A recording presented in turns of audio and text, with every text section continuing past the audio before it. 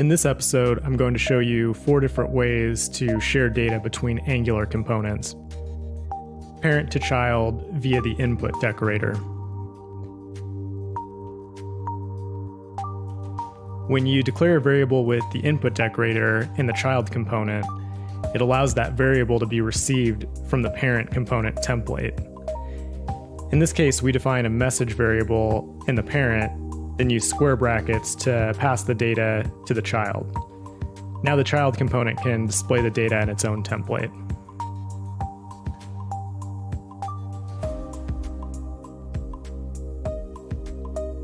Child to parent via output and event emitter. Another way to share data is to emit it from the child, which can be listened to by the parent. This approach is ideal when you want to share data changes that occur on things like button clicks, form entries, and other user events. In the child, we declare a message event variable with the output decorator and set it equal to a new event emitter.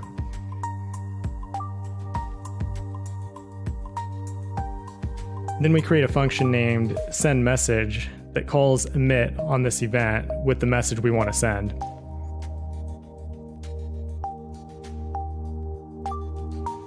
Lastly, we create a button to trigger this function in the HTML.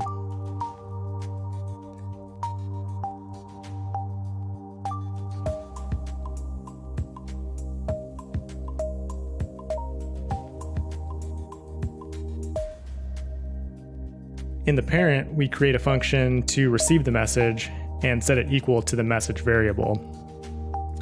The parent can now subscribe to this message event that's outputted by the child component, then run the receive message function whenever that event occurs.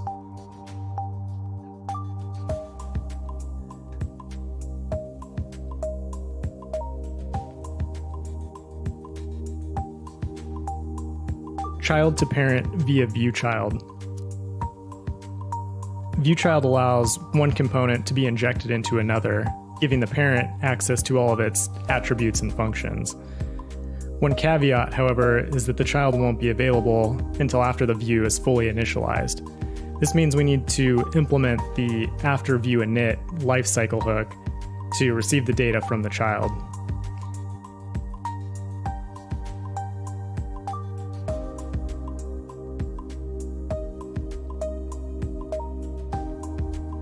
Inside the afterViewInit function, we can then access the message variable that was defined inside the child component.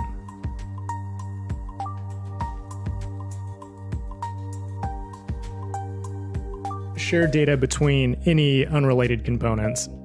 When passing data between components that lack a direct connection, such as siblings, grandchildren, etc., you should use a shared service. When you have data that always needs to be in sync, I find that the RxJS behavior subject is very useful in this situation. The main benefit of a behavior subject is that it ensures every component consuming the service receives the most recent, up-to-date data. In the service, we create a private behavior subject that will hold the current value of the message. Then we define a current message variable set to an observable that will be used by the components. Lastly, we create a function that calls next on the behavior subject to change its current value.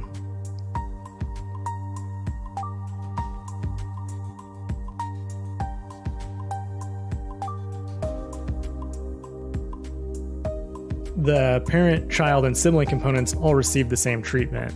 We inject the service in the constructor, then subscribe to the current message observable, and set its value equal to the message variable.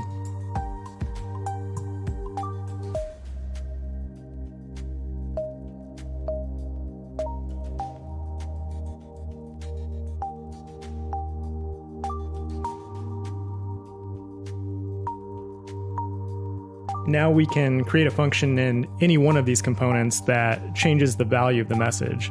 When this function is executed, the new data will automatically be broadcast to all other components.